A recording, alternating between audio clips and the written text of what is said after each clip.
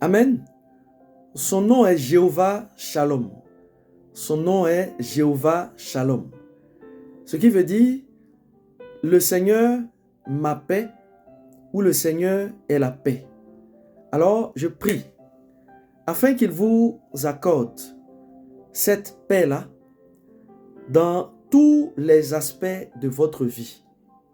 Je prie afin qu'il déverse cette paix-là en abondance dans tous les domaines de votre vie au nom de Jésus-Christ de Nazareth. Amen. Qu'est-ce que la prière? Qu'est-ce que la prière? Bien-aimés, c'est avec cette question que nous allons entrer, que nous entrons maintenant dans notre thème sur la prière. Mais pour pouvoir répondre à cette question, il faille que nous nous intéressions à la définition du dictionnaire biblique de l'homme. Amen. Pour pouvoir répondre à cette question, il faille que nous sachions, il faille que nous nous intéressions à la définition de l'homme selon le dictionnaire biblique. En d'autres termes, qu'est-ce que l'homme selon le dictionnaire biblique? Amen. Alors, nous allons parcourir quelques éléments de cette définition-là de l'homme. Alléluia. Et cette définition-là nous dit que l'homme est un être de chair entièrement dépendant de la grâce de Dieu. Mais il a aussi été fait à l'image de Dieu. Et il est destiné à entretenir une communication privilégiée avec son Créateur. Je relis encore cette définition, cette partie de définition de l'homme selon le dictionnaire biblique. Donc, qu'est-ce que l'homme selon le dictionnaire biblique? L'homme est un être de chair entièrement dépendant de la grâce de Dieu. Mais il a aussi été fait à l'image de Dieu. Il est destiné à entretenir une communication privilégiée avec son Créateur. Frères et sœurs, le contenu de cette partie de la définition de l'homme, selon le dictionnaire biblique, nous dit que l'homme a été créé, c'est un être de chair qui a été créé par Dieu comme tous les autres êtres de chair. Créé par Dieu. Mais, à la différence des autres êtres de chair créés par Dieu, il a aussi été fait à l'image de Dieu. C'est-à-dire que la définition nous dit que l'homme a été créé comme tous les êtres de chair ont été créés. Mais pour lui, il y a eu un additif. Il y a quelque chose qui a été ajouté. Il y a quelque chose qui a été apporté en plus. Et c'est quelque chose qui a été apporté là, en plus, c'est que Dieu, en plus d'avoir créé l'homme, comme tous les autres êtres de chair, Dieu va le faire. Dieu va faire l'homme à son image et à sa ressemblance. Amen. Dieu va faire l'homme à son image et à sa ressemblance, ce qui va venir différencier l'homme des autres êtres de chair. C'est pourquoi il y a un « mais » qui a été placé ici, dans cette partie de la définition. Mais, il a aussi été fait à l'image de Dieu. Tu vois? Ce mais ici marque une opposition. Ce mais ici marque une exception. Amen. Ce mais ici marque une différence. Et nous allons retenir les mots exception et différence. C'est-à-dire qu'à l'exception, à la différence des autres êtres de chair créés par Dieu, l'homme a aussi été fait à l'image de Dieu. Et quand on poursuit cette partie de la définition là, du dictionnaire biblique, la suite nous dit, il est destiné à entretenir une communication privilégiée avec son Créateur. C'est comme si là, il y a un lien de cause à effet. Amen. C'est comme s'il y a un lien de cause à effet. Gloire à Dieu. Gloire à Dieu. La révélation qui est contenue dans la partie de la définition de l'homme que nous sommes en train de lire, c'est que à cause de ce que Dieu a créé l'homme à son image, l'homme est destiné à entretenir une communication privilégiée avec son Créateur. Pourquoi? Parce que si on nous dit que Dieu a créé l'homme à son image et que par la suite, on nous dit que par conséquent, ou si tu veux, à cause de cela, il est destiné à entretenir une communication privilégiée avec son Créateur.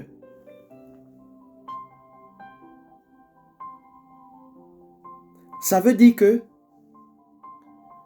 tel Dieu est, l'homme est.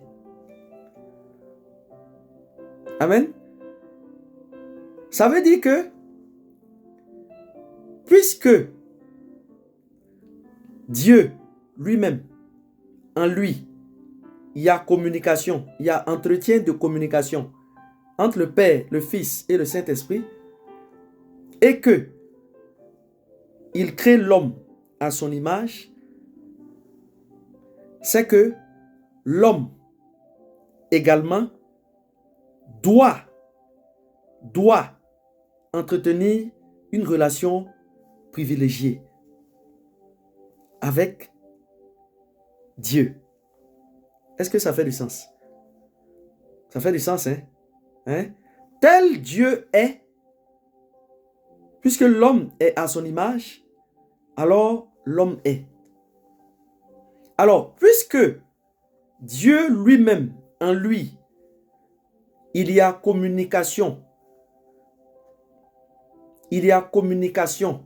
Parce qu'en Dieu, il y a plusieurs personnes. Il n'y a pas seulement qu'une seule personne. Alors, puisque en Dieu, il y a communication et que l'homme est fait à cette image-là, l'homme est fait à l'image de Dieu, donc l'homme, par ricochet, sera aussi fait à cette image de Dieu-là, dans laquelle il y a la communication, il y a l'entretien de communication privilégié. Alléluia, il y a l'entretien de communication privilégié. Tu vois, quand tu lis cette partie, tu vois ici, ça dit, l'homme est un être de chair, entièrement dépendant de la grâce de Dieu. Mais il a aussi été fait à l'image de Dieu. Il est destiné. Ici, on pourrait ajouter donc, ou si tu veux, par conséquent, il est destiné à entretenir une communication privilégiée avec son Créateur. On pourrait aussi mettre ici, à cause de cela. à cause de cela, ou si tu veux, comme il est fait à l'image de Dieu, qui est communication, qui communique en son sein,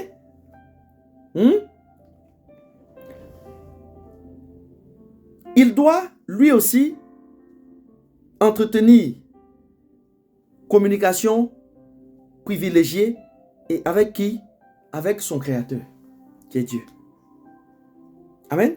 La communication en Dieu se passe entre le Père, le Fils et le Saint-Esprit. Alléluia. Donc, on fait une copie et puis on dépose ça dans l'homme. Mais ça voudrait dire aussi que, ou si tu veux, la conséquence, l'effet sera que l'homme aussi va faire communication. Et cette communication va se passer avec qui? Avec Dieu. Cette communication va se passer et doit se passer avec Dieu. Cette communication doit se passer avec Dieu parce que dans ce texte, on a le verbe destiné. On a le verbe destiné. C'est-à-dire, on dit destiné à entretenir une communication privilégiée avec Dieu. Privilégié ici, ça veut dire spécial. Mais c'est le mot destiné, le verbe destiné ici, qui attire mon attention. Tu comprends? Ça attire mon attention. Donc, c'est comme une obligation. C'est-à-dire, ça doit se passer comme ça avec l'homme, ou si tu veux, entre l'homme et Dieu, parce que ça se passe comme ça en Dieu lui-même. Ça se passe comme ça en Dieu lui-même. Donc, ça doit se passer également comme ça. Comprends? L'homme,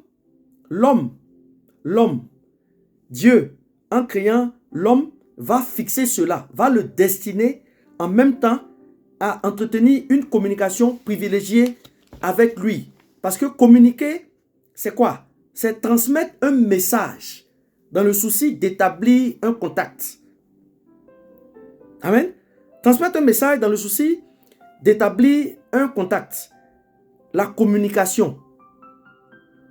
La communication, c'est l'établissement d'un... C'est la transmission d'un message dans le souci d'établir un contact. Maintenant, communiquer, c'est être en rapport avec autrui. La plupart du temps, par le langage. La plupart du temps, par le langage. Par le langage. Parce qu'il y a plusieurs formes de langage. Donc, par le langage. On va laisser ça comme ça. Amen. Communiquer, c'est établir, c'est être en rapport avec autrui par le langage. Alléluia. Alors, on va prendre un passage de la Bible. Vous allez voir que cette obligation de communication a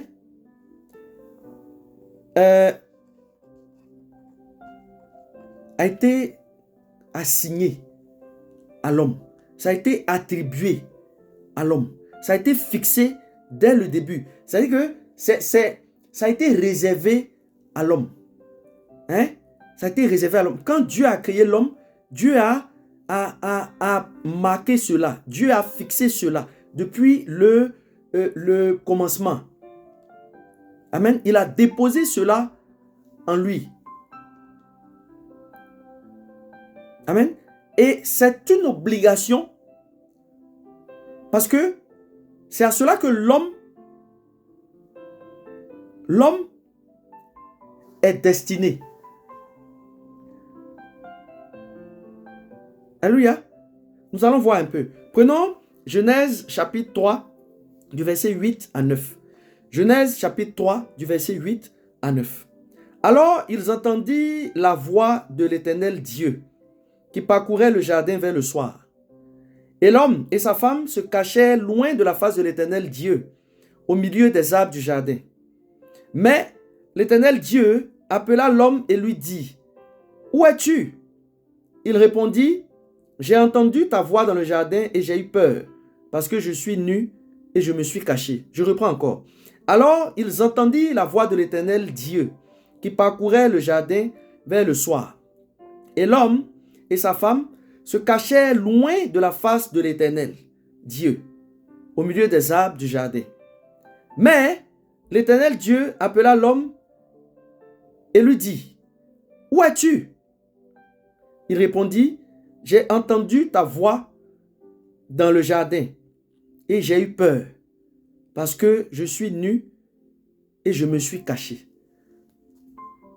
Amen.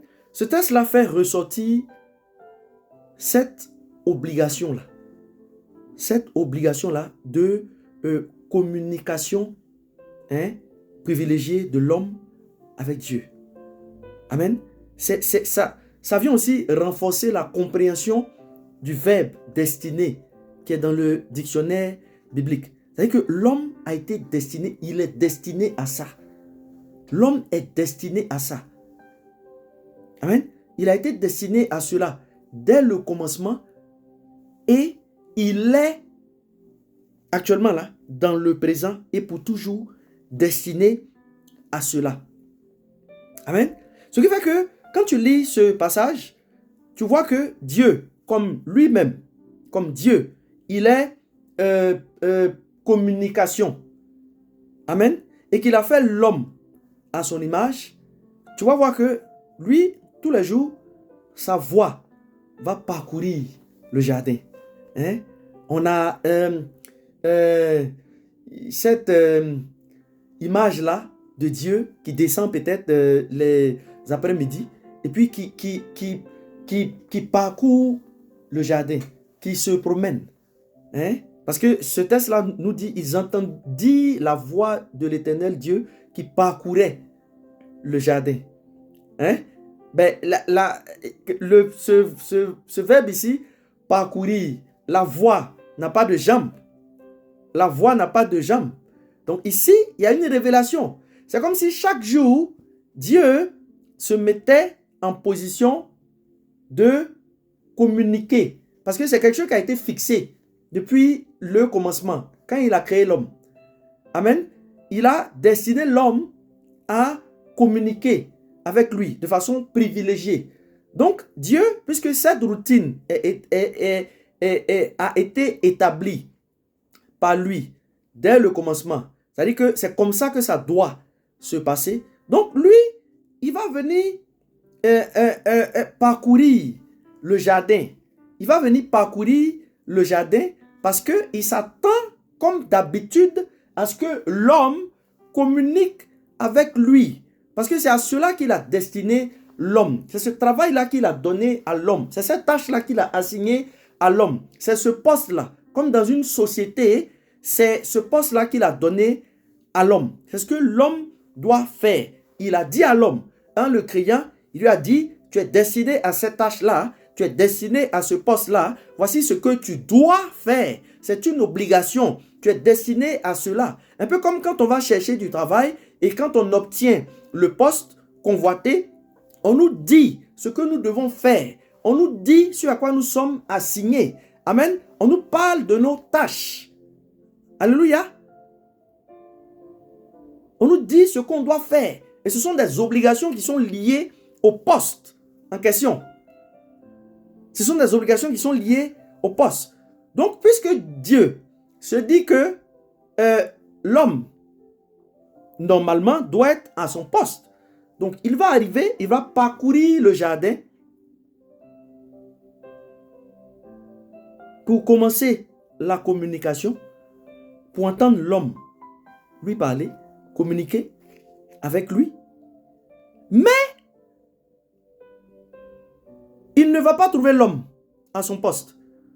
Il ne va pas trouver l'homme à son poste. Amen. Parce que l'homme et sa femme vont se cacher loin de la face de l'Éternel Dieu au milieu des arbres du jardin. parce qu'ils avaient péché. Amen. Il ne va pas trouver l'homme à son poste. Et ici, tu vas comprendre pourquoi le mot destiné là a le sens de l'obligation. Le Seigneur m'amène à insister là-dessus. C'est pas quelque chose, tu veux, tu fais. Tu veux, tu fais pas. Non, non, non, non, non. Quand Dieu nous a créés à son image, il a fixé cela. Il a fixé cela. Nous sommes destinés, nous sommes assignés à communiquer avec lui. On doit communiquer avec lui. Nous sommes obligés, nous sommes dans l'obligation de communiquer avec lui. Nous sommes dans l'obligation de rester à notre poste. Dans l'obligation d'accomplir les tâches, de réaliser les tâches liées à notre poste qui est d'entretenir communication privilégiée avec Dieu. Alors, Dieu s'apercevant que l'homme a failli à cette obligation-là, a failli à ses obligations, un peu comme ton patron rentre dans ton bureau, tu es absent. Tu es absent. Alors que tu ne devrais pas t'absenter. Dès le commencement, tu sais que c'est comme ça. On t'a dit. Tu ne dois pas t'absenter. C'est un exemple que je prends. Comme ça. C'est que normalement, tu ne dois pas t'absenter. Et le patron vient, tu n'es pas là. Alors, Dieu arrive, l'homme n'est pas là. Amen. Mais l'Éternel Dieu appela l'homme. Ce mais ici va venir insister sur le fait que comme Dieu est communication, c'est-à-dire que comme il sait que l'homme doit communiquer, il doit y avoir communication entre l'homme et lui, il va quand même prendre la peine. Il va prendre la peine. Il aurait pu dire, bon, Adam, il n'est pas là, donc je retourne. Je reviens demain. Tu comprends? Merci Seigneur, gloire à toi. Adam n'est pas là, comme d'habitude, le Karabacha. Adam n'est pas là, comme d'habitude, donc je retourne à mon poste. Enfin, je retourne je retourne chez moi, si tu veux. C'est-à-dire que Dieu aurait pu dire, Adam n'est pas là. Il n'est pas là. Je retourne. Mais comme les choses ne devraient pas se faire autrement, les choses ne doivent pas se passer autrement, il faille qu'il y ait communication entre l'homme et lui, entre Adam et lui. Amen. Il ne pouvait pas partir comme ça. Il ne pouvait pas laisser ça comme ça. Dis, je vais revenir après, une autre fois. Non, non, non, non, non, non, non, non, non. Comprends? À cause de l'obligation de communication qui a été installée depuis la création, depuis qu'il a créé l'homme, qui a été donc déposée en l'homme, à cause de cette obligation de communication, mais Dieu va appeler Adam. Parce que c'est ainsi que les choses devraient se faire. C'est ainsi que les choses doivent se faire. Adam doit communiquer. Il est destiné à ça. Et ce jour-là, Adam n'est pas là. Dieu est là pour communiquer. Adam n'est pas là pour communiquer.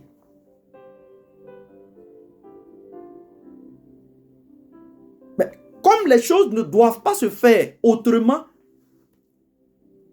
parce que c'est une obligation pour Adam, il est destiné à cela, Dieu va l'appeler.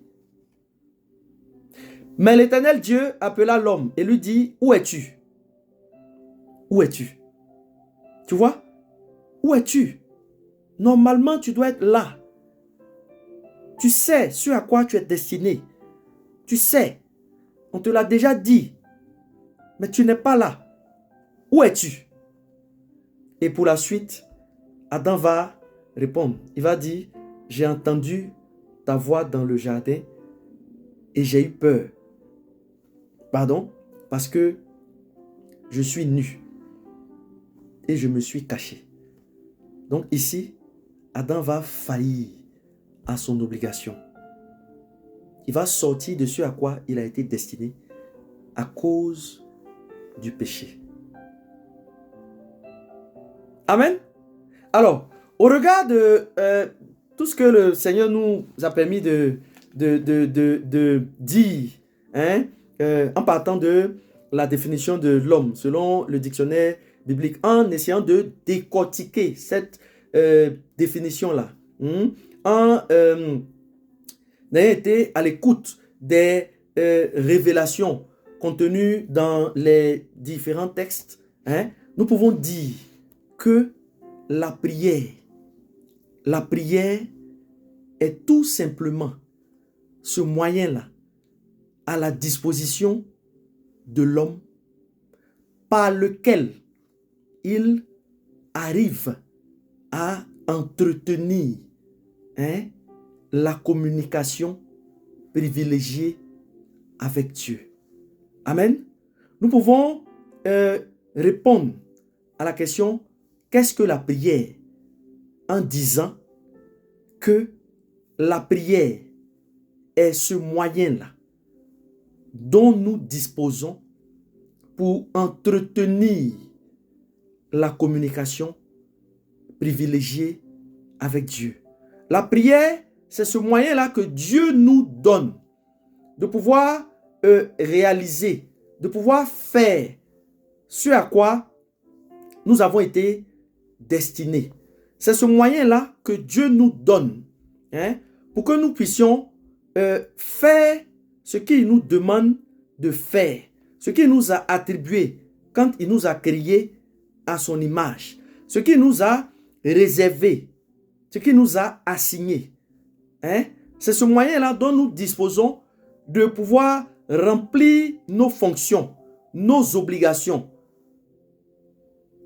Notre obligation qui est de communiquer avec lui, Dieu, le Créateur, pour aboutir à la communion avec lui, pour aboutir à la communion avec lui, pour être en accord, en union spirituelle avec lui. C'est ce qui signifie communion. Donc, la prière, bien-aimé, c'est tout simplement ce moyen-là. Je répète encore, c'est ce moyen-là que Dieu nous donne. Hein? C'est un outil que Dieu nous donne pour pouvoir remplir nos fonctions, notre fonction. Parce qu'il nous a destinés à entretenir une communication privilégiée avec lui. Amen. Donc, il nous donne ce moyen-là, cet outil-là, qui est la prière, hein, pour pouvoir faire ce à quoi nous sommes destinés. Hein, pour pouvoir faire ce qu'on doit faire. Amen. Pouvoir faire ce qu'on doit faire.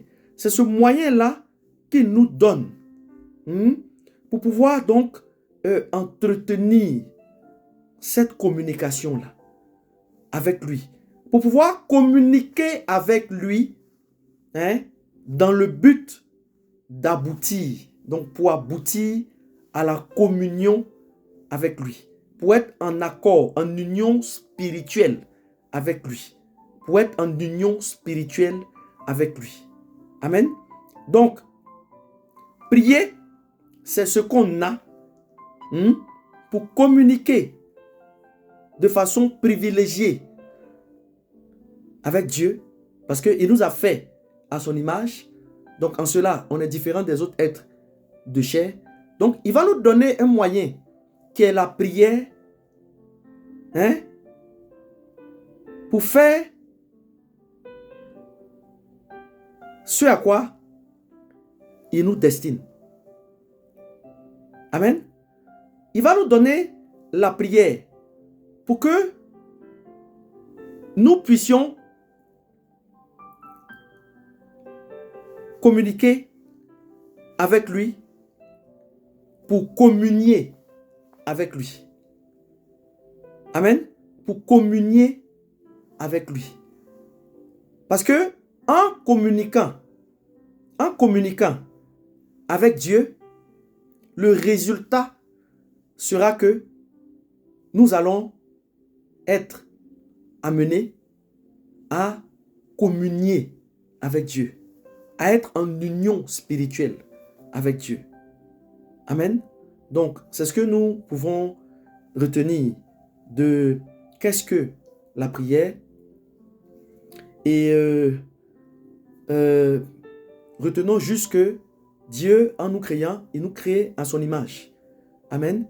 Et il nous destine à communiquer de façon privilégiée, à entretenir une communication privilégiée avec lui. Et pour ce faire, il nous donne la prière.